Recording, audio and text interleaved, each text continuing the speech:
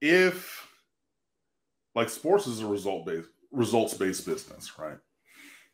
So the athletic department, let's look at programs that have had decreased performance recently in the last, we'll go 4 years. Let's see. Men's tennis, baseball, basketball, men's and women's, clearly football, track and field, swimming and diving has been good. Women's tennis had an individual national champion who got back to the championship match the year after and then lost that one in straight sets. So that would hold up, you know, the women's tennis side of things. But if you're looking at major and even ancillary sports, most of them have had either par level performance or decreased worse performance over the course of time. The athletic director is in charge of athletics. So you set up a program, a comprehensive program that should compete, right? You would think, in competitive athletics. That's not happening. And it's not just football. And you can go look up the records. It's not just, football. It's all these other sports as well. And at some point, that has to reflect on leadership. And I'm not just talking about a singular head coach. I'm not talking about just Manny Diaz. It has to go back on Blake James.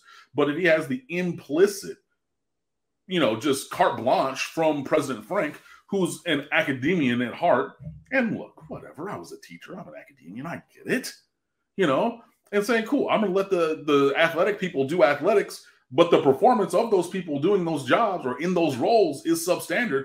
At some point, it has to come to pass where you look at that person. And so I completely understand everyone's understandable outrage at Blake James and the job that he's doing, because under his direction, Miami Hurricanes athletics has gone backwards across the board, with the exception of a couple really great individual swimmers and divers, and Estela Perez Somariba, who won a national championship in singles tennis and was runner-up another year. Outside of those individuals, it's not been great for Blake. So something got to change. But again, if he's not having accountability held on him, when's the change going to come from? Do you recall his background and experience before this job? I don't. I was just curious. Let's hit the Googles real quick. Because obviously his I remember he started Yep. here. Yeah, he was like in the ticket department. Yes. Yes. He started at the ticket department at UM. And so there's a bunch of stuff with that.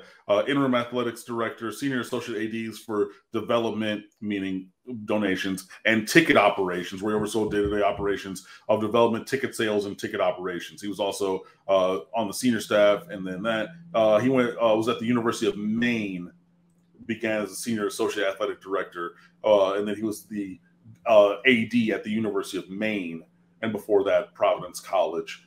And then they list, a fundraising campaign that he started there. So clearly the lean on him is in terms of development, i.e. donations. So while Providence College has a major basketball program, he has not had to lead this size of a athletic department by any stretch. No.